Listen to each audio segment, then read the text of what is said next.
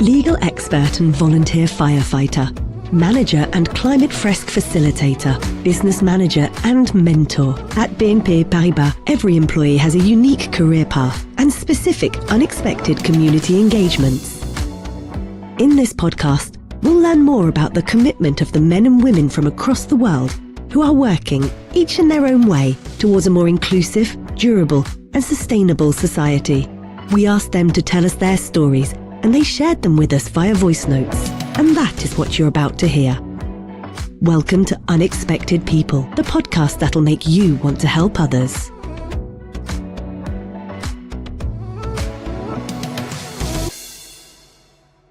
Do you remember entering the world of work? Did you ever feel a little lost? Did you ever second-guess your career choice during your studies, or find it difficult to see yourself in a concrete job? If so, some help from a mentor would undoubtedly have been useful. Mentoring is exactly what Esther and Peter have decided to offer students and young workers. Based in France and Belgium, respectively, they follow the progress of their mentees, sometimes for more than a year, and guide them as they embark on their careers.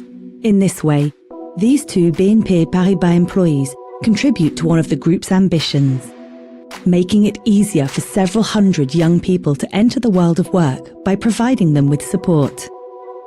In this episode, find out how mentoring promotes the development of both the mentee and the mentor.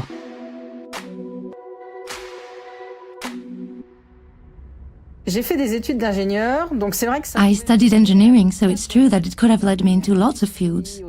It could have led me into industry or to the service sector. I never thought I'd end up in banking. Then I got my first opportunity in a BNP Paribas group entity.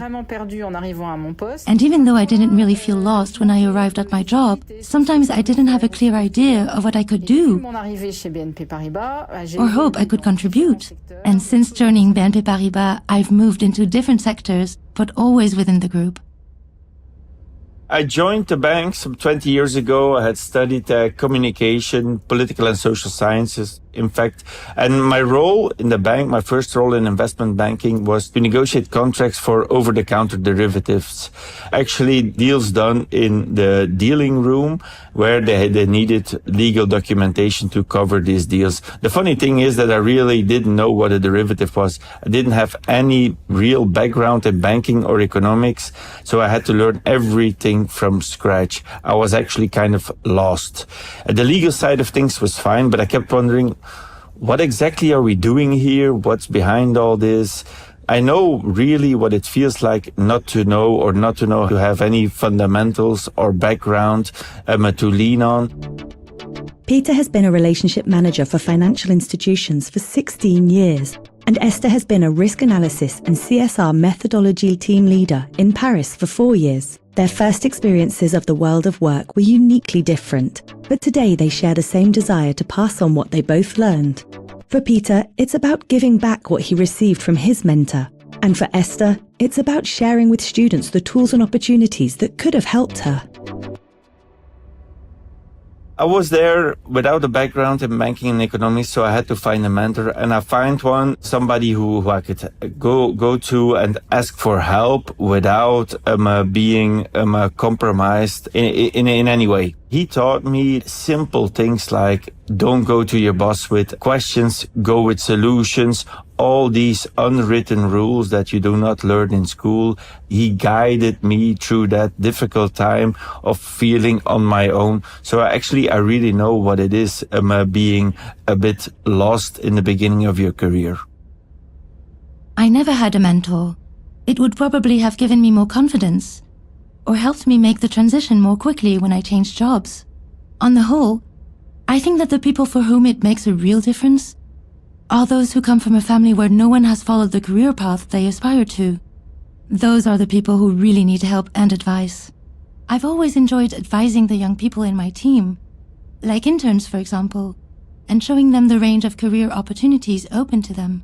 And I really enjoy passing on my experience.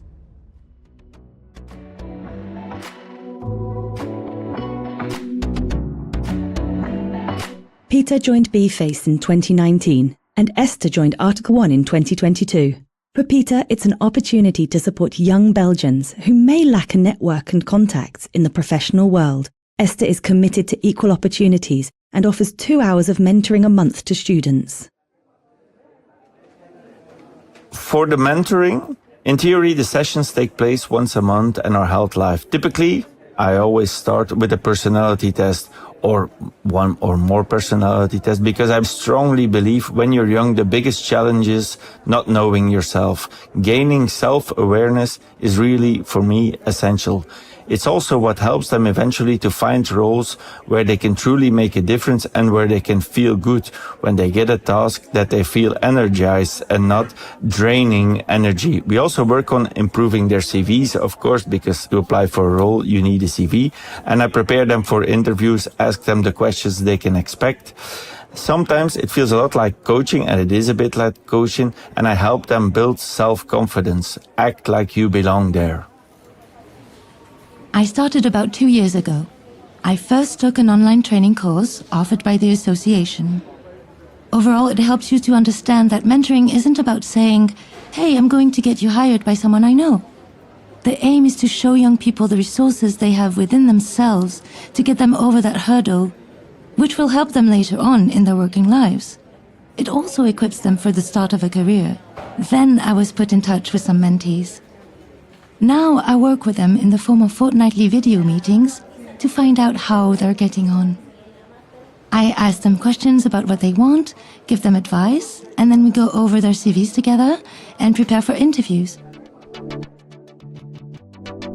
What Peter and Esther particularly appreciate is offering the keys to success.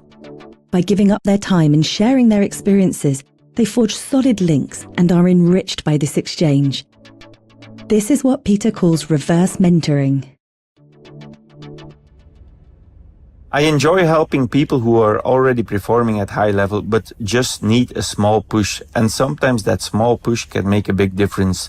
There's also a strong element for me of reverse mentoring, like learning myself as a mentor from the mentoring. Through this, I get to understand their world better, to know what it feels like to be a young migrant in Belgium and what challenges they actually face. They often talk about glass walls and glass ceilings, and while those sometimes do exist, they're often reinforced by a lack of access, not knowing the right codes, not speaking the right language. There's a specific vocabulary to what you need to know to navigate certain corporate world spaces. And that's really where I come in, helping them develop that code. And each mentorship lasts about a year. So typically it's for a year that we start off, but I often stay in contact with mentees long after program ends, even up to 4 or 5 years later. What interested me when I joined Article 1 was supporting the transition to working life of young students who were about to enter the job market and who didn't have the opportunity to receive help from their families. As the mentoring progressed, I realized that I was experiencing joy at the same time as the mentees. For example, I'm happy when they succeed, get an interview, or simply when they feel good in the professional world. I feel sort of like a sports coach watching one of his students perform well. To carry out these long-term mentorships, BNP Paribas allows them to take time off work and puts them in touch with the associations. Without this support from the group, it would have been more complicated for Esther and Peter to pass on their knowledge to their young mentees. Over the past few years, Esther and Peter have gained experience and met some wonderful people. Some of their mentorships have had a particular impact on them both. 4 years ago, I was introduced via the Bright Future program to a young woman. She was very, very introverted, a really silent person. And she was doing a stage at a notary. And the idea was that she was going to start working there. But she was not treated well. She had to do a lot of administrative talks. And then the commuting was an hour one way. So she really wanted something else. But she had a lack of opportunities and self-confidence to go for that. I started working with them in the normal way that I always do, self-assessment, working on the CV. And then I introduced her to somebody I know well, who works as a lawyer in one of the big law firms. She did an interview there, and after that interview, she actually applied for a job there. And after she did a short stint at a big insurance company. I worked for the young person for a year and a half. At the end of his first master's year, he was looking for a work placement, and then after that, a sandwich course and a job. I followed him every step of the way and supported him because he lacked self-confidence and didn't really have anyone to turn to for help. He wanted to work in industrial safety, a sector I knew nothing about. I didn't really know the Languedoc region he lived in either. It was a real challenge on every level because I had to do a lot of research. But today he's an employee of a company in the energy sector.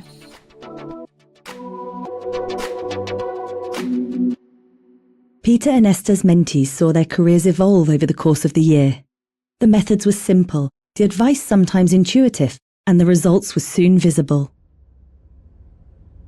I was working with this young girl who had a lot of potential, but she really needed a guide. What we did is we did the personality test, so she would get self-awareness and self-knowledge, update her CV up to corporate standards. And then afterwards she was able to apply for a job at one of the big law firms. And actually now she's working there as a risk and compliance manager in a big law firm in Belgium instead of doing administrative tasks in a notary. I think, personally, it really changed her life. He needed help as much as encouragement and basic advice. For example, he asked me how to dress for interviews, that sort of thing. And then looking for a work placement was tough. He got a lot of negative replies. Each time I told him not to give up, to persevere. And in the end, it paid off.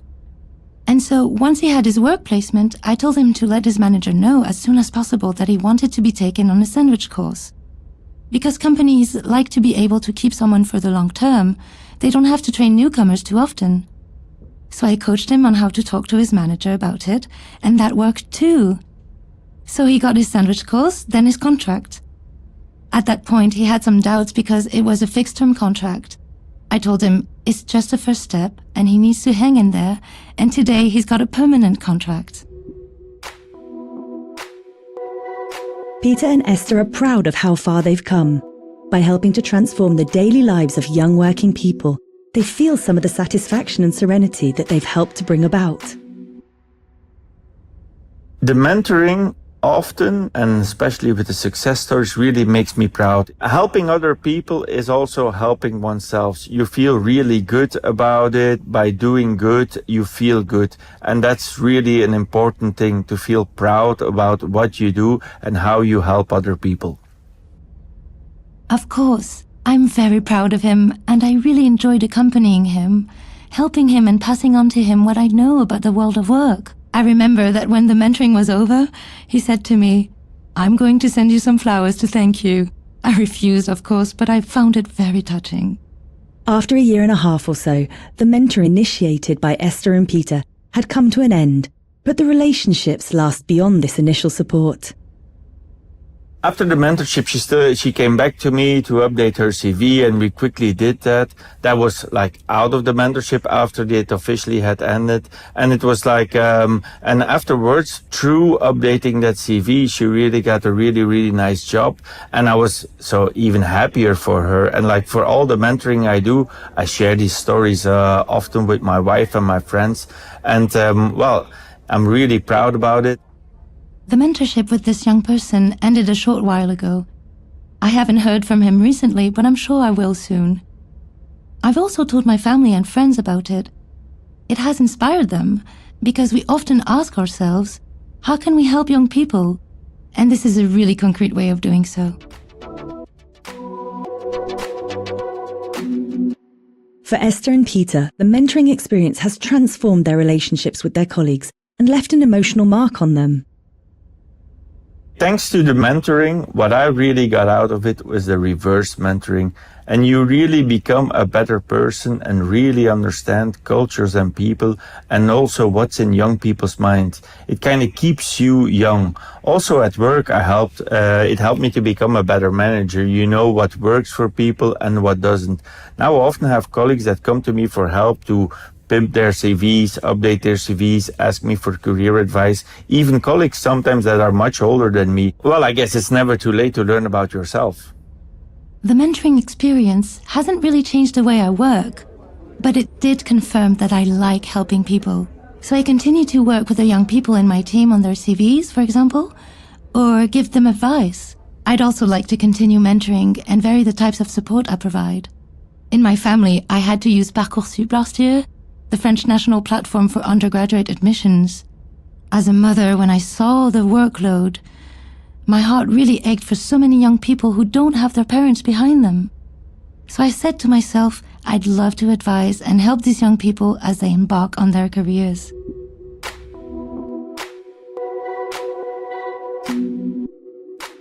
By accompanying people towards a more stable and fulfilling professional future, Peter and Esther have discovered the richness of a mutual commitment.